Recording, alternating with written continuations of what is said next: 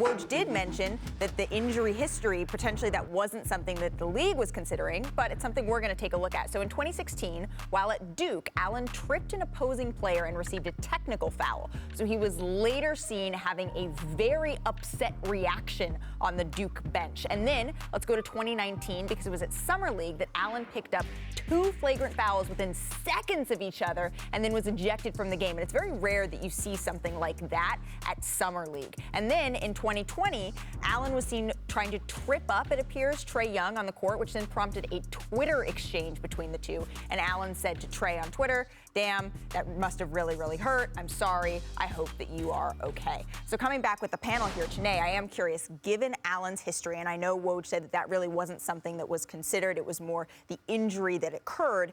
Is a 1-game suspension fair, do you think? I think it's fair. And, you know, the history part, I know a lot of people will say, oh, this guy has a propensity to do these types of things. You also hope that he can grow as a player, and I think it was really smart that Woj noted he's only had a limited amount of, flagrant fouls in his time, in the league. And a lot of people had even been raving about his performance, for the Bucks as of late. But I will say this, I think it was interesting. Duke at the time self-imposed a suspension on him for his behavior. I think these are like extenuating circumstances that Woj is absolutely correct. If someone's injured, you have to look at it again, because this is a year where they're ramping up the physicality of the game. You're starting to see a little bit more of, scuffles, a lot of, hold me back, bro moments. And so you don't want these types of things to seem normalized. It just is unfortunate that Grayson Allen, once again, it adds to that long list of events. I 100% agree with everything that everyone has said, because it's the league is looking at this. But let's talk about how the players are looking at this. Because as a player, Grayson Allen was one of the best players in college basketball. He's playing for Duke. It's high profile. So when he was tripping players, I was still a player. And we were all looking in the locker room like, yo, if he tried to do some of that nonsense to somebody, there would be issues. But the only problem with the way the league is formatted today, if I have issues with him and I want to go fight him, if I want to go do something, like, you don't do that, you're suspended for 5 games. That's going to cost you $800,000. The biggest thing for me watching this game is when he was laughing and joking on the sideline.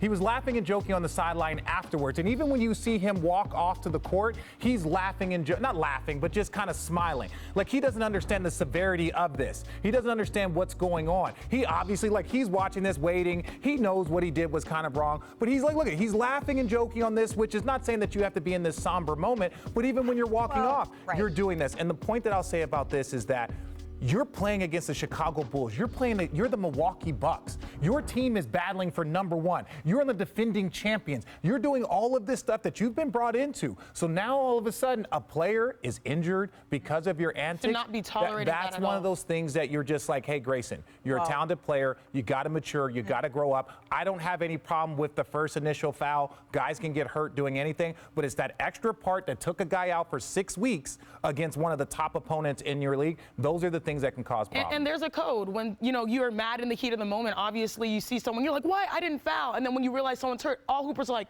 nothing matters. And I think back to the Nikola Jokic situation, right? Which was obviously different. In the moment, it seemed, shoving people in the back, all that stuff. There was no basketball involved in that play. However, Nikola Jokic came after the game, spoke to reporters, and said that he was sorry. The Bucks issued a statement, by the way. Nowhere in that statement did the organization either quote Allen or say that they wished Alex Caruso well. And so to me, those are the things that I see as, I don't know what he was laughing about, Richard. Maybe someone told him. No, but even if someone says something funny, Malika. That's fair. But there was other opportunities for us to hear his voice, and we haven't heard it yet.